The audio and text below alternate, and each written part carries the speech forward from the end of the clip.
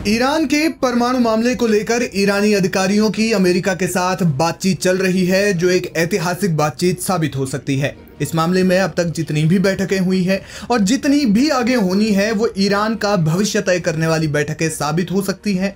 लेकिन इसी बीच इस्राएली वायुसेना ने सैन्य अभ्यास शुरू कर दिया है। इस्राएली न्यूज एजेंसी कान न्यूज के मुताबिक सोमवार को वायुसेना ने बड़े पैमाने पर अभ्यास किया। इसका कारण बीते साल ईरान द्वारा इस्राएल पर किए गए मिसाइल अटैक को बताया जा रहा है कि इस्राएली वायुसेना की ये ड्रिल भले ही दुनिया को महज एक सामान्य अभ्यास के तौर पर दिखाने की कोशिश हो, लेकिन इसके बड़े मायने निकाले जा रहे हैं। दरअसल ईरान और अमेरिका के बीच जौहरी मामलों को लेकर बातचीत हो रही है। अमेरिका कतई नहीं चाहता कि ईरान एक जौहरी ताकत यानी परमाणु शक्ति बन जाए, लेकिन अमेरिका से ज्यादा ये चिंता इस्राएल को खा रही है। अगर ये बातचीत किसी तरह से फेल हो जाती है तो ईरान अपने परमाणु कार्यक्रम में और तेजी लाएगा, जिसे इस्राएल के अस्तित्व के खतरे के तौर पर देखा जाएगा, जो कि वो पहले से ही मानता है। ऐसे में कहा जा रहा है कि चाहे ये बातचीत किसी और भी रुख करे, इस्राएल हर हाल में ईरान पर सैन्य कार्रवाई कर सकता है, जिसका अंदाजा ईरान को भी है। और इसी वजह से हाल के कुछ वक्त में ईरान ने अपने असलाखानों यानी शस्त्रागारों को खतरनाक और अत्याधुनिक हथियारों से लैस किया है। सूत्रों का कहना है कि ईरान अचानक होने वाले इस्राएली हमलों के लिए तैयार है। पिछले हफ्ते न्यूयॉर्क टाइम्स की रिपोर्ट के बाद इस्राएली अधिकारी हैरान रह गए, जिसमें दावा किया गया कि राष्ट्रपति ट्रंप ने ईरान पर हमला करने की इस्राएली अमेरिकी प्लान को रोक दिया है। इस्राएल ने इस लीक को ईरान को परमाणु समझौते की ओर धकेलने के लिए दबाव की रणनीति के रूप में देखा, यानी इस्राएल और अमेरिका ईरान पर हमला करने की तैयारी में थे। ऐसे में कहा जा रहा है कि ईरान ने भी कमर कस रखी है और वो पहले हमला कर सकते हैं। हाल ही में रॉयटर्स ने अपनी रिपोर्ट में दावा किया कि इस्राएल अभी भी ईरान के परमाणु ठिकानों पर सीमित हमले करने की फिराक में है। रिपोर्ट में इस्राएली अधिकारियों के हवाले से कहा गया है कि इस्राएली अधिकारियों ने तेहरान को परमाणु हथियार हासिल करने से रोकने की कसम खाई है और नेतन्याहू ने जोर देकर कहा कि ईरान के साथ किसी भी बातचीत का परिणाम उसके परमाणु कार्यक्रम को पूरी तरह से खत्म करना होना चाहिए। हालांकि जानकार कहते हैं कि इस्राएल भी ये जानता है कि अगर उन्होंने ईरान के परमाणु ठिकानों पर हमले किए तो इसका नुकसान इस्राएल को भी बहुत बड़ा होगा। इस्राएल ईरान को एक परमाणु ताकत नहीं बनने देना चाहता और कहा जाता है कि इसी वजह से उनके जौहरी ठिकानों पर हमला करने की कोशिश में भी रहता है। साल 2020 में ईरान के सबसे बड़े परमाणु वैज्ञानिकों में से एक मोहसिन फखरजादे की हत्या कर दी गई। ईरान ने इस हत्या का इल्जाम इस्राएल पर लगाया। रिपोर्ट्स बताती हैं कि फखरजादे की हत्या के बाद ईरान का परमाणु कार्यक्रम कुछ साल पीछे चला गया। हालांकि बावजूद इसके उन्होंने हिम्मत नहीं हारी। इंटरनेशनल एटॉमिक एनर्जी एजेंसी यानी IAEA ने दावा किया कि ईरान अपने परमाणु हथियार बनाने के बेहद करीब है। रिपोर्ट बताती है कि ईरान के पास फिलहाल 7 परमाणु बम बनाने की ताकत है, जो इस्राएल कतई नहीं होने देना चाहता। अगर ईरान परमाणु शक्ति बना तो इससे इस्राएल और अमेरिका को बहुत बड़ा झटका लगेगा। पश्चिमी एशिया में ईरान एक बड़ी सैन्य ताकत बनकर उभर जाएगा और इलाके में अमेरिकी सैन्य गतिविधियां इसके बाद कम हो सकती है। साथ ही अमेरिका इस्राएल का ईरान के खिलाफ आक्रामक रवैया कुछ फीका पड़ जाएगा। इसलिए यह कहा जा रहा है कि अमेरिका ईरान के बीच परमाणु वार्ता अगर फेल हुई तो इस्राएल हमला कर देगा। हालांकि इस हमले के लिए ईरान भी तैयार माना जा रहा है।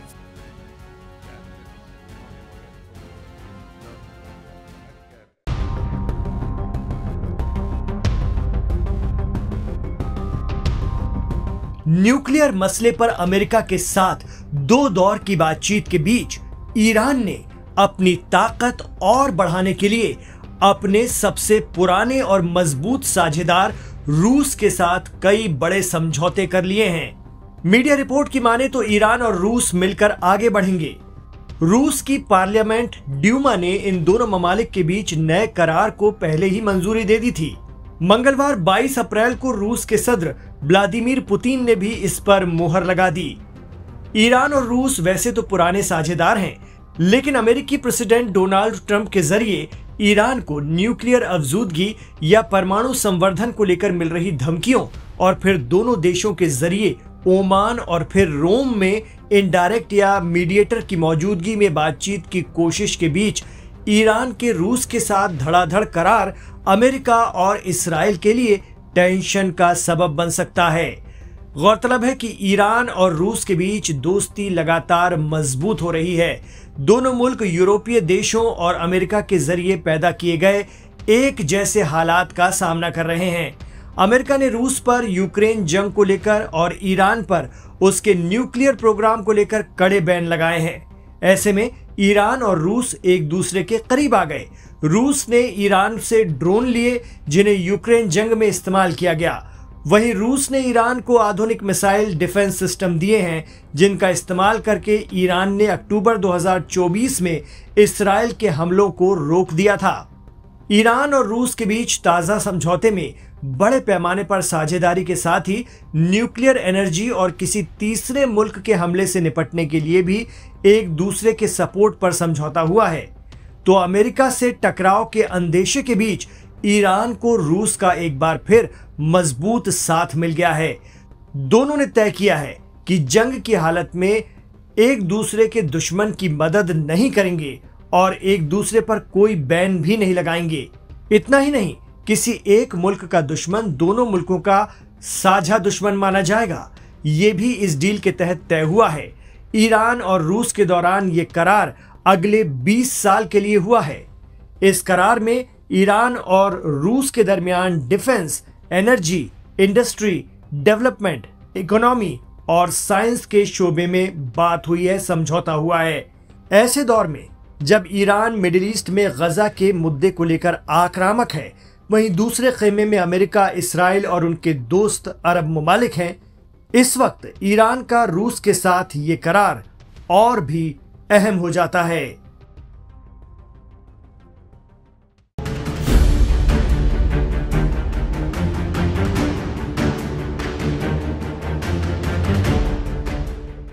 बीते लंबे वक्त से अमेरिका और ईरान एक दूसरे के आमने सामने खड़े हैं। परमाणु मसले को लेकर दोनों मुल्कों में 2 चरणों की बातचीत हो गई है।